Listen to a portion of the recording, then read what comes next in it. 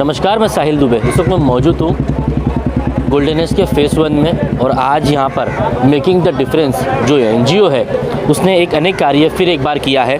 आज लोगों को घर घर जा के जो उनके वॉलंटियर्स हैं उन्होंने घर जा कर के लोगों को सूखा कचरा और गीला कचरा इसकी जानकारी दी। वो इस तरह दी कि लोगों को ये बताया कि सूखा कचरा जो है वो किस तरह काम में ले सकते हैं, किस तरह सूखा कचरा जो है उससे अनेक वस्तु जो है वो बन सकते हैं। तो किस तरह लोगों को अपने घर में जब वो कचरा फेंकते हैं डस्टबिन में, तो सूखा कचरा जो है क्योंकि वो एक इस्तेमाल में आ सकता है, उससे अनेक चीज़ें बन सकती है। तो लोगों को इसको फ़र्क बताया और ये समझाया कि हो सके तो आप लोग सूखा कचरा जो है वो अलग करें, जिससे कुछ फ्यूचर में कुछ अच्छा हो सके, कुछ अच्छा समाज को वो सूखा जो कचरा है उसको कुछ अच्छा बनाकर लोगों के सामने पेश कर सके।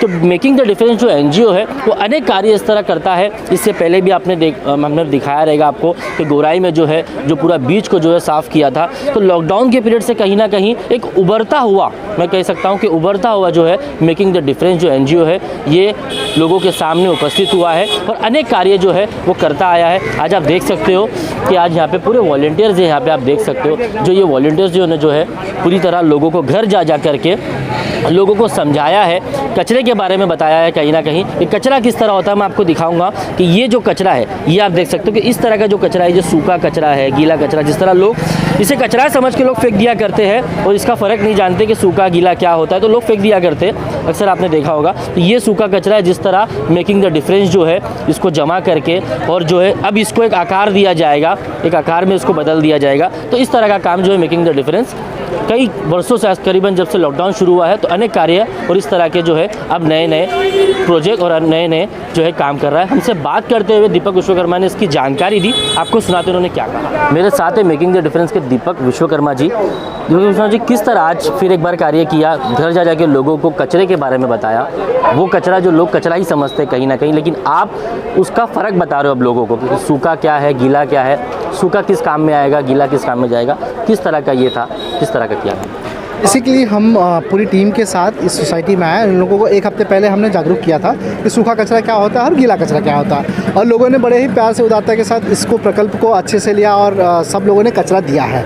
और अभी और भी हम अवेयरनेस प्रोग्राम बढ़ा रहे हैं, लोगों को बता रहे हैं कि सूखे कचरे में क्या क्या चीज़ें होती है, गीला कचरा क्या होता है। और जैसे ही ये सारी चीज़ें होती है तो ऑटोमेटिकली हमारा जब सेग्रीगेट हो जाती है तो कहीं ना कहीं मनपा और समाज के लिए बहुत अच्छी चीज़ है कि हमारा जो कचरा है वो लैंडफिल पे अब कम जाएगा। मतलब बहुत कम हम तो कोशिश करेंगे कि एक दिन ना भी जाए, बट इसका स्टार्टिंग हम यही है कि हम थोड़ा कम करते जा रहे हैं। सूखा कचरा जो हो रहा है, जो जितने भी सूखे कचरे हैं उसको मेकिंग द डिफरेंस पूरा लेके जाके जो हमारा MRF सेंटर बनेगा उसके अंदर रखेगी। उसके अंदर संग्रहण करने के बाद वहाँ पे पूरा उसको मतलब सेग्रीगेट होगा। उसके आइटम जैसे प्लास्टिक है तो प्लास्टिक में जाएगा, पेपर, मेटल, ग्लास, जो जितने भी आइटम है सब अलग अलग सेग्रीगेट होगा और इन सभी सेग्रीगेटेड मटेरियल को हम उनके रिसाइकल सेंटर्स तक भेज देंगे। आज आपने ये शुरुआत आज से की, जो घर घर जाके लोगों को बताया, लोगों का किस तरह रिस्पांस था? मतलब क्या लगता है लोग ये इसको समझेंगे और इसको अलग अलग करेंगे, मतलब जिस तरह आपने समझाया है? बहुत ही अच्छा, मैं बोलता हूँ बहुत ही अच्छा रिस्पांस है। जनता जागरूक है, उनको पता है कि ये सूखा कचरा और गीला कचरे का जो कचरे का प्रकल्प है मैं बात कर रहा हूँ, उनको पता है कि कितने विकट परिस्थितियाँ चल रही है समाज में, मतलब देश में, और पृथ्वी कितनी गंदी हो रही है। तो उन्हें भी भली बात ही पता है कि लैंडफिल भरने से बचाएं, हम लोगों पर्यावरण को कैसे बचा सकें। और ये मुहिम में उनका ही सपोर्ट है। आप देखेंगे हुजूम देख रहे होंगे, लोग यहाँ पे आए और जो हमारे बच्चे हैं उनको कितना सपोर्ट कर रहे हैं, बड़े ही प्यार से उनको ये सारी चीज़ों करने में मतलब उनकी मदद कर रहे हैं। तो कहीं ना कहीं जनता इस चीज़ को बड़े अच्छे से ले रही है। मैं खुशी है कि ये जनता का कार्य है, जनता भी इसमें उतना ही इन्वॉल्व हो रही है और एक ना एक दिन सारे हम सभी जनता जितने भी लोग हैं मिल के इस शहर का जितना कचरा है वो लैंडफिल पे जाने से बचाएंगे। एक महत्वपूर्ण कहीं ना कहीं ये है कि जो कचरा है वो डेली जमा होता है, आमतौर पे घर में जो है डस्टबिन में डेली जमा होता है। तो आपकी टीम जो है वो किस तरह कलेक्ट करेगी, मतलब रोज़ कलेक्ट करेगी, क्योंकि पॉसिबल नहीं है कि उसको घर में रखे, क्योंकि रख नहीं सकते। तो किस तरह आपकी टीम जो है वो रोज़ लेगी या किस तरह, मतलब घर से किस तरह कलेक्ट करेगी? ओके, मैं अगर एवरेज की बात करूँ और ग्राउंड रियलिटी बात करूँ तो घर में जो सूखा कचरा होता है वो डेली उतना नहीं निकलता जितना गीला कचरा निकलता है। तो हमने लोगों से आग्रह किया कि आप अपने घर में गीला और सूखा के लिए अलग अलग डस्टबिन यूज़ करिए। करिए। तो जो गीला सूखा जो उनका कचरा है वो आप बीएमसी को रोज़ दे दीजिए। जो सूखा कचरा है, अगर आपके घर में, अगर हमें सोसाइटियों में ज़्यादा कचरा निकलता है तो हम ट्वाइस इन अ वीक करेंगे, हमारी टीम आएगी लेके जाएगी। और ऐसा लगता है कि बहुत ज़्यादा हो रहा है तो हम थ्राइस, जैसा भी बोलेंगे। वैसे तो हमने वीकली रखा है कि हर हफ्ते में हमारी टीम आएगी, सारे जगहों से कचरा ले लेगी। अगर इनकेस इसमें कुछ लोगों को लगता है ज़्यादा आ रहा है तो हमने सोसाइटियों के अंदर बहुत सारे बीन्स खड़े किए हैं। अगर मैं बात करूँ गोल्डन नेस्ट 1 की ईस्ट फेज़ में, तो यहाँ पे हमने 22 डस्टबिन डाले हैं जो अलग अलग बिल्डिंग के जस्ट नीचे रखे हैं। उस बिल्डिंग के नीचे आपको लगता है मेरे घर में सूखा कचरा ज़्यादा हो गया है, और लाके आप उस बिन में डाल दो।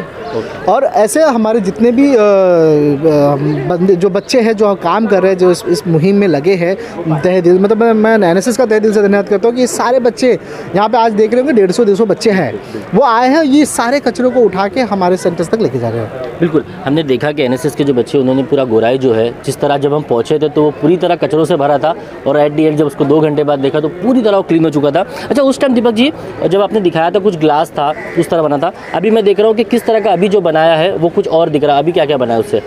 जो उस टाइम हमने जो सफाई किया था तो वहाँ से हमने जितने भी कचरे हैं उसको ले जाके हमारे रिसाइकल सेंटर हमने बनाया है। एक पायलट प्रोजेक्ट का छोटा सा है जो दहीसर में बनाया है। वहाँ पे हमने देखी ये बाम्बू बनाई है। ये उसी प्लास्टिक्स के हैं जो बनते हैं।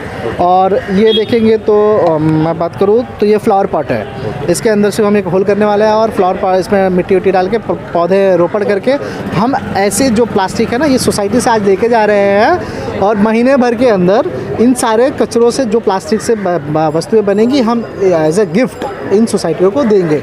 ये टाइल्स है, मैं आपको दिखाऊंगा, इसको लगा हुआ भी दिखा दूंगा।